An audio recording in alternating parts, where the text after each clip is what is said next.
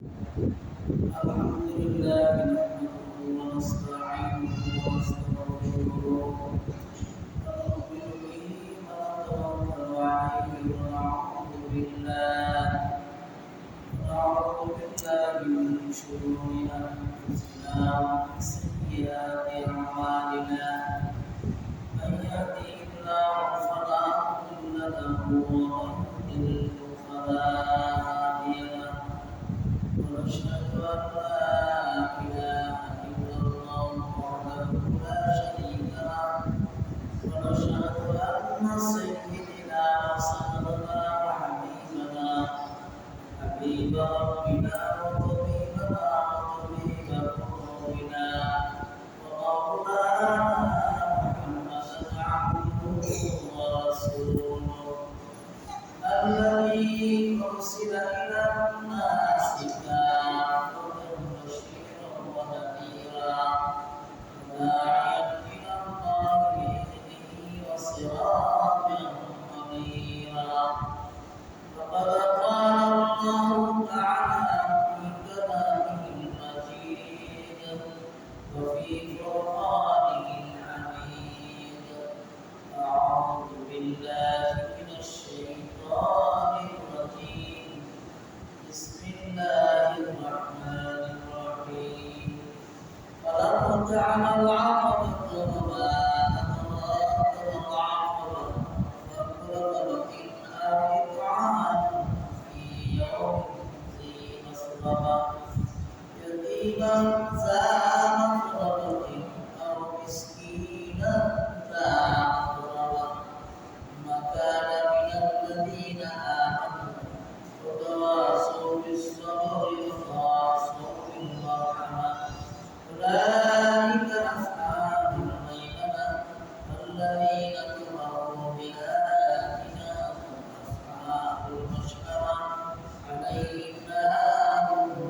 مرصدة صدق الله العظيم فقال النبي عليه الصلاة والسلام وأنا مقابل اليتيم في الجنة وقال النبي عليه الصلاة والسلام اللهم صل على محمد وعلى آل محمد كما صليت على إبراهيم وعلى آل إبراهيم إنك حميد مجيد إن الله وملائكته يصلون على النبي يا أيها الذين آمنوا صلوا عليه وسلموا تسليما اللهم صل على سيدنا مولانا محمد وعلى آل سيدنا مولانا محمد اللهم صل على سيدنا مولانا محمد وعلى آل سيدنا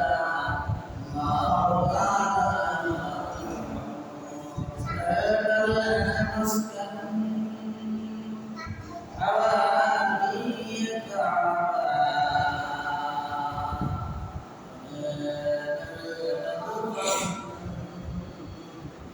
يا المدينة اللهم صل على سيدنا مولانا محمد وعلى آل سيدنا مولانا محمد ورفعنا بكماله أشرفنا بجماله أسلمت جميع خصاله صلوا عليه خلقنا شرفوها بإذن محمد محمد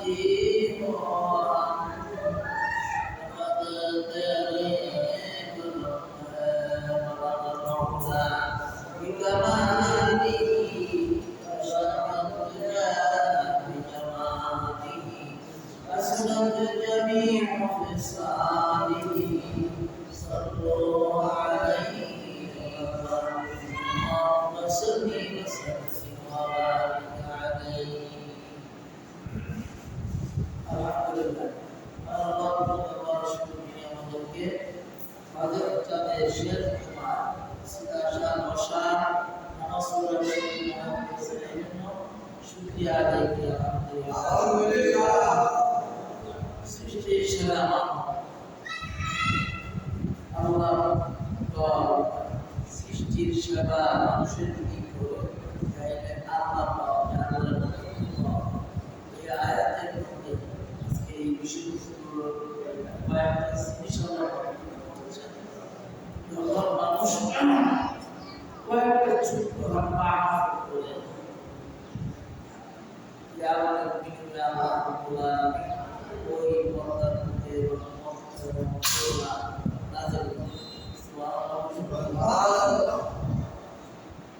এই জন্য পৃথিবীর সূচনা থেকে আল্লাহ মানুষকে লক্ষ্য করে ওয়াজ করছে কিন্তু মানুষ সে জ্ঞান আছে বুদ্ধি আছে মানুষ ইচ্ছা করলে নেতা করতে পারে ইচ্ছা করলে নাও করতে পারে ইচ্ছা শক্তি দেয় নাই সুতরাং এই মানুষকে আল্লাহ বারবার ওয়াজ করেছেন কোরআনে কারিমে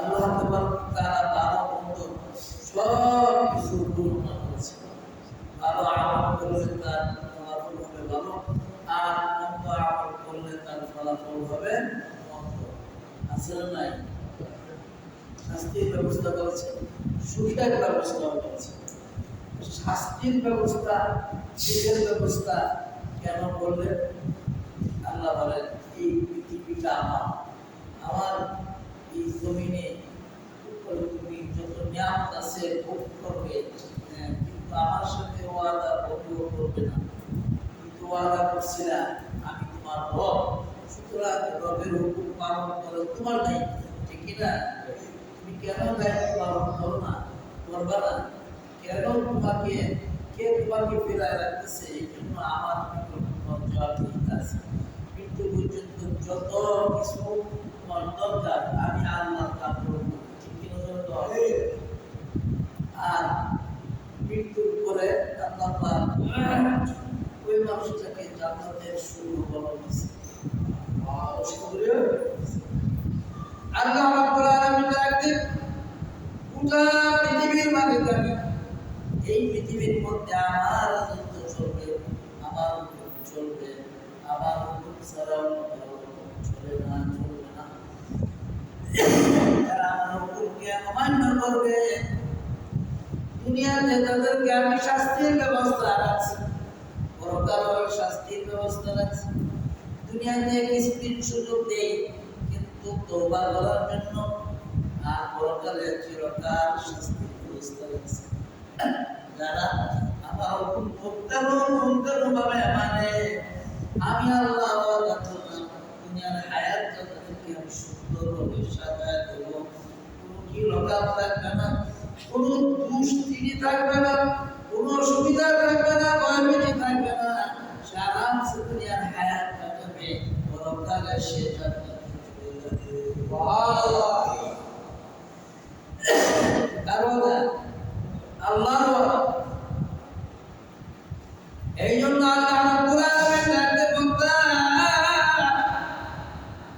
তুমি যতই বুঝো না কেন এই পৃথিবীর মধ্যে তুমি থাকতে পারবে না কিন্তু কেউ থাকতে পারে নাই আমি রবের সঙ্গে যারা শরীক করেছে দুনিয়া কামাই করার জন্য দুনিয়ার মজা নেওয়ার জন্য ফেরাউন দুনিয়ার মজা নেওয়ার জন্য খোদা দাবি করছে নমরুদ দাবি করছে থাকতে পারে নাই আল্লাহ পানিশমেন্ট এই দুনিয়ার মধ্যে দিয়েছে আল্লাহ বলেন আমার কঠোর নাফরমান যারা দুনিয়াতে আমি তাদের শাস্তির ব্যবস্থা করি চিরকাল জাহান্নামের ভিতরে শাস্তির ব্যবস্থা করব কেউ বাঁচতে পারে এই জন্য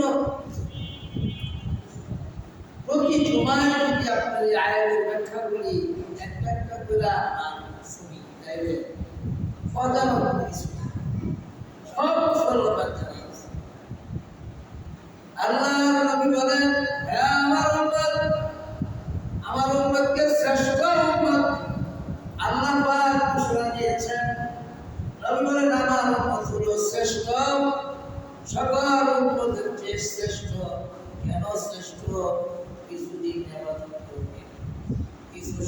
ইবাদত করবে, আল্লাহ পাক তার গুনাহ মার্জনা করবে ইবাদতের বিনিময়ে, তওবার বিনিময়ে।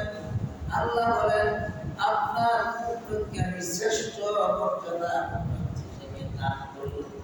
এই জন্য সদা সর্বদা যখন আমার কাছে সিলেক্ট করবে, আমি আল্লাহ তার পিছনে জিন্দেগির গুনাহগুলো মাফ করে দেব। সুবহানাল্লাহ। এটা অন্য কোনো নবীর উম্মতের নাই, তাই না? এই উম্মতের মর্যাদা আসল নাই, কোনো কোনো আসল না। পাঁচ ওয়াক্ত নামাজ পড়া, আল্লাহর বিধিবিধান মানতে হবে, মানলে না, মানেন না, এই জগতে থাকতেও পারবেন। আল্লাহ নাকি সারা দিন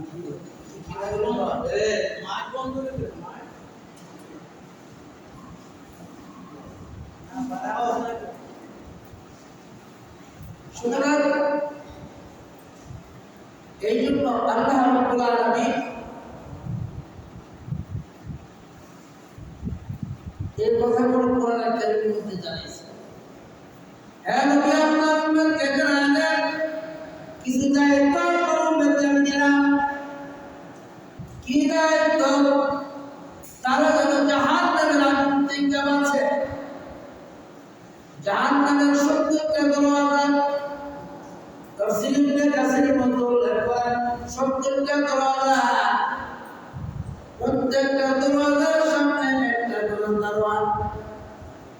আর যখন দরওয়াজার সামনে যাবে এমন সংকটময় জায়গা, জাহান্নাম ধরতে আসবে, বাঁচতে পারবে না, জাহান্নাম ধরতে আসবে, আগুনের লেগে হাত তুলে ছাই করে দিবে। ওই জিনিস সংকট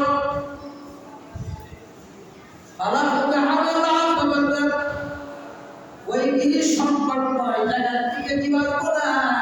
আল্লাহ বলেন তুমি যদি বাঁচার চেষ্টা করো তাহলে কয়েকটা কাজ করতে হবে। সৃষ্টি সেবা করতে হবে, সৃষ্টিকে ভালোবাসতে হবে। আল্লাহ যত সৃষ্টি আছে সমস্ত সৃষ্টিগুলিকে আপনি যখন ভালোবাসবেন, আল্লাহ বলেন আমাকে ভালোবাসবে, আমাকে ভালোবাসবে। নামাজ পড়েই শেষ না, রোজা রাখি শেষ না, হজ করেই শেষ না, যাকাত দেওয়াই শেষ না, এগুলো কাজ। এই কাজের কথা আমরা বলি। বাদপুরা জগতে যাদের পিতা ইন্তেকাল করেছেন, বিদ্রোহী মানুষ, যার পিতা নাই সে বুঝে পিতার কত দরদ, বাবার কত দরদ। বাবা রাখতে পারে না, শুধু তার বাবা মারা গেলে ঠিক কিনা তো এমন মানুষ আছে বাবা কোনদিন দেখে নাই, আসলে নাই। মা পেটে থাকতে বাবা মারা যায়, মা অনুসরণ করে বাবা কোনদিন দেখতে পারে না। এই জন্য আল্লাহ বলেন ফাকুরা বাবা বিদ্রোহী সন্তান, ওই তাদেরকে যদি আপনি ভালোবাসেন, আদর করেন, স্নেহ করেন, মমতা করেন, কথা দ্বারা তাদের দ্বারা আও ইকআমুন ফি ইয়াউমিন যী মাসলাবা, কত দরিদ্র মানুষ, সেই দরিদ্র মানুষগুলি শরীরের মধ্যে ধুলাবালি থাকে, আছে না? গায়ে কাপড় নাই, মাদক কাপড় দূরের কথা, কাপড়ই নাই, ধুলাবালি মাখা অবস্থা। এমন দরিদ্র তাদেরকে যদি আপনি খানা দেন, আও ইতআমুন ফি ইয়াউমিন যী মাসলাবা, তারপরে শেষ নয়, ওয়ায়াতীমান যা মাসলাবা, এতিমকে যদি আপনি ভালোবাসেন অন্তর দিয়া, তাদেরকে ভালো করতে পারেন, তাদের অভিভাবক হইতে পারেন। আমরা শব্দ হইল অভিভাবক। আপনি বাবার দায়িত্ব পালন করলেন, মা দায়িত্ব পালন করলেন, পালন সাধারণ সাধারণিকা হওয়ার পর্যন্ত লালন পালন করলেন। রাসূল বলেন এই কাফারা করার কারণে আমার উম্মত সবার আগে জান্নাতে প্রবেশ করবে। সুবহানাল্লাহ। রাসূল দিতে পারে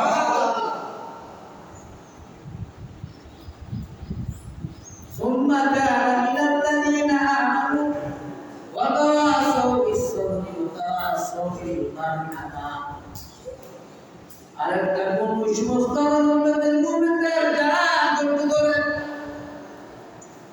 ধরে কামল করে বিপদে আপদে ধৈর্য ধরে এমনকি দুর্যোগ অবস্থা মহামারী অবস্থা খানার ব্যবস্থা করে আর ওই মানুষগুলি ধৈর্য করে ওই আল্লাহ রাব্বুল আলামিন বলেন আসহাবুল মাইমানা ওই মুষ্টি ওই জাতি আল্লাহ কাছে সৌভাগ্যবান সৌভাগ্যবান আল্লাহ ওই জাতিকে ভালোবাসে ওই মানুষটাকে ভালোবাসে চাই ব্যক্তি হোক চাই মুষ্টি হোক চাই জাতি হোক চাই রাষ্ট্র হোক নিজেই আবুল করে আল্লাহ রাব্বুল আলামিন হে নবী আপনি জানালেন আপনার উম্মতের বালা জান্নাতের আটটা স্তর দরজা খোলা। এই সূরাটা প্রায় ফজরের নামাজ ভালো তাই তো বুঝলাম নামাজ পড়াই শেষ নয় জনকল্যাণমূলক কাজগুলি যা আছে সেগুলিও উম্মতের দায়িত্ব দায়িত্ব দিয়েছে আল্লাহ। আপনি যদি না করেন আল্লাহর কাছে জবাব দিয়ে আছে মানে না মানেন সেটা আপনার দায়িত্ব। আল্লাহ বলেন হ্যাঁ রবি আপনি জানায় নেন ভালোবাসেন তাদের প্রতি স্নেহ মায়া করেন এমনকি তারা যখন দোয়া করবেন সাথে সাথে কবুল হয়ে যায়। সুবহানাল্লাহ বলেন একদিন দোয়া কবুল হয়ে যায় কত দরিদ্র দোয়া কবুল হয়ে যায় এমনকি রাসূলের দোয়া কবুল হয়ে যায় মা বাবার দোয়া কবুল হয়ে যায় সন্তানের দোয়া কবুল হয়ে যায় এমনকি প্রত্যেকটা মুসলমান আরেক মুসলমান দোয়া কবুল হয়ে যায়। মুসলমান আরেক মুসলমান কবরের দ্বারা উপকার করা যায় ঠিক কিনা ধরে দোয়ার দ্বারা উপকার করা। এই জন্য এক মুসলমানের দেখা করলেন আল্লাহর শরীফ তার জন্য দোয়া করা মুসলমানদের আল্লাহ নবী বলেন এই সমস্ত কাজগুলো যখন আমার উম্মতে করবে আল্লাহ আল্লাহ বলেন আপনার উম্মতের জন্য দুনিয়াতে শ্রেষ্ঠ মর্যাদা বিধান করলাম পরকালে শ্রেষ্ঠ মর্যাদা দিয়া জান্নাতে প্রবেশ করায় দেব। সুবহানাল্লাহ। তফসীর ইবনে কাসীর মধ্যে এক সাহাবী আবু হুরায়রা রাদিয়াল্লাহু তাআলা আনহু বলেন করেন এক সাহাবী শুনছে যে দাস মুক্ত করলে জান্নাত অবদান। এই কথা শোনার পরে জিজ্ঞাসা করছে কথা কি সত্য? সাথে সাথে 10,000 দিরহাম দিয়া আপনার একটা আগে গোলাপ কাছে কিনা তো গোলাপ কিনা আছে ওই 10,000 দিরহামের গোলাপটা আল্লাহর রাস্তে মুক্ত করে দিয়েছে। সুবহানাল্লাহ।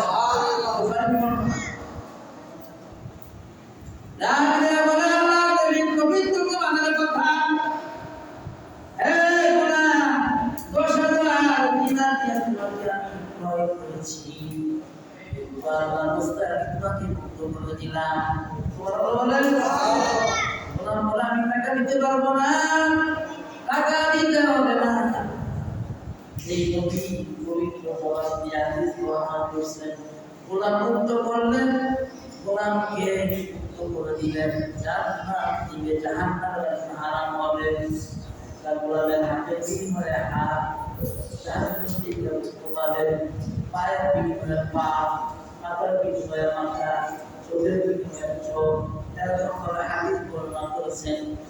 মুক্তাগত হলো গোলামকে আজাদ করে দিলেন তুমি জান্নাত পাওয়া না তৌহীদ এই উম্মতের জন্য খাস ঠিক কি না বলেন হবে গোলাম নাই কি করব আর এগুলো ভিডিও না অন্ত নাই আল্লাহ নবী আর হাদিস বর্ণনা করেছেন অত দরিদ্র মানুষকে তিনকে যদি তুমি ভালোবাসো আর তুমি বলেন মানুষদেরকে তুমি যদি ভালোবাসো তোমার নাক হেফাজত থাকে তোমার জবান হেফাজত থাকে তোমার জন্ম হেফাজত থাকে অন্য মুসলমান থেকে অন্য মুসলমান নিরাপদ থাকে তোমার হাতের দিকে তোমার জবান দিকে তোমার বুদ্ধির দিকে এমনকি তোমাকে ভালোবাসে একটাই কারণ তুমি মানুষকে ভালোবাসো আল্লাহ বলেন এই মানুষটার জন্য জাহান্নামের আগুন হারাম من سلم المسلمون من لسانهم ويدهم যে মুসলমান আরেক মুসলমান তার হাতের থেকে নিরাপদ থাকে জবান থেকে নিরাপদ থাকে আল্লাহ পাক জাহান্নাম থেকে ওই মানুষটাকে নিরাপদ রাখবে সুবহানাল্লাহ জাহান্নামের থেকে নিরাপদ তাই দেখি হাদিস দ্বারা বুঝলাম কি কোন বেড়াগিরি পাস হবে না বেড়াগিরি কোথাও চলবে না আল্লাহর জমিন আল্লাহ পাক সুযোগ দিয়েছেন কিন্তু আল্লাহর কাছে যাই কি হবে ঠিক কি হবে না কেউ বাঁচতে পারবে এই জন্য আল্লাহ হুকুম মানেন সবার আগে মুয়াজ্জিন বলেন হাইয়া আলাস সালাত বেড়া দেন নামাজের দিকে আসো কোরবানির দিকে আসো সমস্ত কাজ বিকল্পগুলি এই উম্মতের জন্য নিষেধ আর করো আগে নামাজ পড়ে কাজ আর আমরা করব না আগে কাজ শেষ এই নামাজ পড়লে বুঝি না পড়লে না আসলে না ঠিক কি করব আই আল্লাহ সালাত কইলাম আমাকে ডাক দিয়ে উশার করে দিবা নামাজ পড়া যাবে না বললাম দিকে আসো নামাজের দিকে আসো আজি একটু বলছেন সবার আগে বড়কাউকে প্রতিজ্ঞা দিয়া মানা যায় আল্লাহ রাব্বুল আলামিন ওয়াদা করেছেন হে নবী আপনি জানাবেন আপনার উম্মত সামান্য কিছু করে বিনিময়ে জান্নাতে যাবে সুবহানাল্লাহ ইন্নাল্লাহ আশতারা মিনাল মুমিনিনা আনফুসাহুম ওয়া আমওয়ালাহুম বিআন্না লাহুমুল জান্নাহ আল্লাহ বলেন আপনার উম্মতের কাছে আমি জান্নাত বিক্রি করব দুইটা এক নম্বর হলো মুমিনের জান ওটা কি এক নম্বর হলো মুমিনের জান যে নাম দিয়া যে শরীর দিয়া ইবাদত করবেন ইবাদতের বিনিময়ে জান্নাতুল আল্লাহ দিবেন দুই নম্বর হলো আল্লাহ বলেন মুমিনের মাল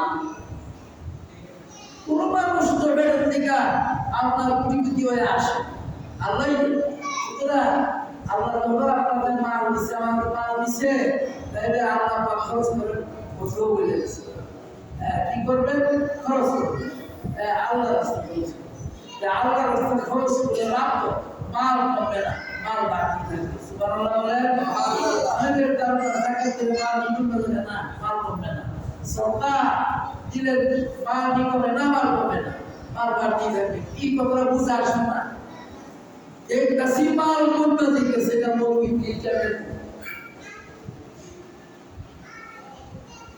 অথবা একটা শিক্ষা হবে এটা বারবার আল্লাহ রাব্বুল আলামিন জানেন নবী আপনাদের আছেন এটা ইহুদিদের ধারণা খ্রিস্টানদের ধারণা মুশরিকদের ধারণা আল্লাহ রাস্তায় মাল খরচ করলে মাল কমে না আর মুমিনের ধারণা থাকবে আল্লাহ রাস্তায় খরচ করলে মাল বাড়তে থাকে শুধু মালই না আল্লাহ পাক এই আয়াতের মধ্যে তাফসীরের মধ্যে উল্লেখ করেছেন তার আয়ুও বাড়তে থাকে সুবহানাল্লাহ তার হায়াতও আল্লাহ পাক বাড়ায় তার রিজিকও আল্লাহ পাক বাড়ায় সুতরাং আল্লাহর দেওয়া মাল আল্লাহর দেওয়া জান দিয়া ইবাদত বড়দের আসল না তাইলে এ কথা তো আল্লাহ তো মানুষের না আল্লাহ আল্লাহর কথা বলে আমরা শুনাই মানেন না মানুষ না আয়ো কেউ মনে হঠাৎ করে মনটা চিন্তা হ্যাঁ আমরা বুড়া হওয়ার সুযোগ নাই, বুড়া হওয়ার কোনো সুযোগ নাই। তওবা সদা সদা করা দরকার। কারণ কিছু বুঝিত আগে বড় হয়ে গেলে তো বুঝছে না, দুনিয়ার হাত চাপিয়ে বেশি বুঝছে না, ঠিক নজরে কম বুঝছে। আর অনেক ছিলাম একটু বুঝে আমরাও একটু বুঝি, ঠিক নজরে কম সবই আল্লাহ পাক শুরু রাখছে পৃথিবীর এমন শুরু চট করে আপনার দিন চলে যায়, সপ্তাহ চলে যায়, মাস চলে যায়, বুঝলে হাসি। আল্লাহ নবী বলেন উম্মে কামাল এমন একটা সময় আসবে দিন শুরু হয়ে যাবে, মাস শুরু হয়ে যাবে, বছর শুরু হয়ে যাবে। বুঝতেছি না আপনারা কি বলে? বুঝতেছি না? আপনার উম্মতের হায়াত কমতে থাকবে, তবে জানে রাখেন আপনার উম্মত যদি সামান্য ইবাদত করে আমি আল্লাহ এই হিসাব তার আমলনামার মধ্যে বাড়াইয়া তার আমলনামাকে পরিপূর্ণ করে দিব। আর কিয়ামতের কঠিন বাজারে সবার আগে আপনার উম্মতকে ডাইন হাতে আমলনামা পাবে, সুবহানাল্লাহ ঠিক না? সবার আগে আর সবার আগে জান্নাতে প্রবেশ। যতক্ষণ পর্যন্ত আপনি আপনার উম্মত সহ জান্নাতে প্রবেশ না করবেন, অন্য নবীর উম্মত জান্নাতে প্রবেশ করতে পারবে না। আল্লাহ বলেন এই মর্যাদা আপনাকে দিলাম, আপনার উম্মতকে দিলাম, আর নবী এবং নবীর উম্মতকে আমি নাই। যদিও সময় অল্প, আপনার জীবন হায়াত অল্প ৬৩ বছর, আপনার উন্নত এরকম হায়াত থাকবে অল্প। হায়াতের ভিতরে যদি অল্প আমলি করেন ইয়াকফিকাল আমালুল আলিম, অল্প আমল আপনার জন্য যথেষ্ট। সুবহানাল্লাহ। আল্লাহ নবী বলেন আসামিরা আমার উম্মতের জন্য ইখলাস ওয়ালা দিন যাদের থাকবে, যাদের দিলের মধ্যে ইখলাস থাকবে পরিপূর্ণ, দিলের মধ্যে কোনো মুনাফিকি থাকবে না, অন্তরের মধ্যে কোনো গুনাহ লেশ মাত্র থাকবে না, জিকির আজকার করবে, কোরআন শরীফের তেলাওয়াত করবে, আল্লাহর কথা স্মরণ করবে, পরকালের কথা স্মরণ করবে, নিজে নিজে ব্যাখ্যা করবে আল্লাহ কিভাবে দুনিয়াটা সাজাইছে, আবার দুনিয়ার থেকে চলে যাইতে হবে, পরকালে আবার গিয়া আমার অবস্থা নিতে হবে। এই চিন্তা থেকে মানুষরা করবে, তার অন্তরের ভিতরে আল্লাহ পাক ইখলাস পয়দা করে দিবে। ইখলাস বলা কি লইয়া অল্প আমল আর মানুষের জন্য করে যাবে।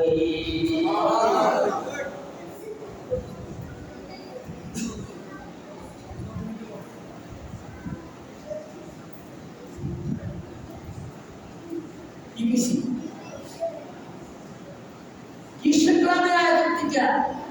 অল্প আমলই তাদের জন্য যথেষ্ট। এক নম্বর হলো ধৈর্য ধরতে হবে। আপনি যদি সৌভাগ্যবান হতে চান, জাহান্নামের আগুন থেকে বাঁচতে চান, নবুল আল্লাহ লাভ করতে চান, এক নম্বর ধৈর্য ধরতে হবে, দুই নম্বর ইয়াতীমের কাফালা করতে হবে, তিন নম্বর আপনার গরিব মানুষদেরকে ভালোবাসতে হবে, চার নম্বর গুনাহ থেকে বাঁচতে হবে। এই কথাগুলি তো আল্লাহ এরপর রাসূল হাবিব কোরআন দিয়ে হাদিসটা আমি উত্তর করে দিচ্ছি। قال النبي عليه الصلاة والسلام أنا وكافل اليتيم في الجنة।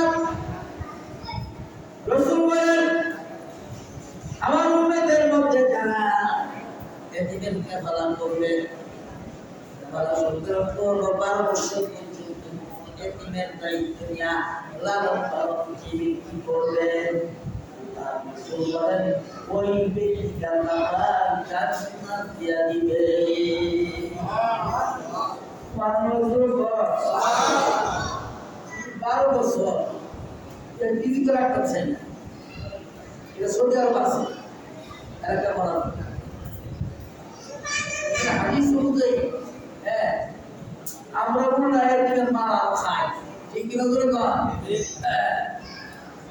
আর তিনি বলে পৃথিবীতে এমন মানুষ আছে জীবগুলিকে পালে লালন পালন করে, যাদের বাবা নাই বাবা ডাকতে পারে না, মা নাই মা ডাকতে পারে না, তারা যে কত অসহায়, তার মা নাই তার বাবা নাই, সে বুঝে বুঝে অসহায়। ওই অসহায় মানুষের পাশে আল্লাহ নবী দাঁড়াইছেন, সাহাবায়ে কেরাম দাঁড়াইছেন। তবে দেখেন কিয়ামত পর্যন্ত একদল মানুষ ওই এতিমের কাফারা করবে, ঠিক আছে, হয়তো আমরা জানি না, তুমি না শুনি না, যারা করে আল্লাহ রাব্বুল আলামিন তাদের জন্য কোরআনের আয়াত নাযিল করেছে। আলাকা আমান আকাবাতু ওয়া মা আদরাকা মান আকাবা ফাকুরাতাবাতিন আও ইতআম ফি ইয়াউমিন জি মাসগাবা ইয়াতীমান যা মাখরাবাতিন আও মিসকিনান যা মাতরাবা মান কানা মিনাল্লাযীনা আমানু وتواصوا بالصبر وتواصوا بالمرحمة أولئك أصحاب الميمنة। সুতরাং এই আমলগুলি করা যায়। আজকের এই খুতবা এই আয়াতগুলি আসছে বছরে আবার আসতে আসতে কি শিখলাম? এদিনের সাথে দুর্ব্যবহার করতে হবে না, ভালো ব্যবহার করতে হবে। গরিব মানুষের সাথে দুর্ব্যবহার করা যাবে না, ভালো ব্যবহার করতে হবে। মা বাবা তাদের সঙ্গে ভালো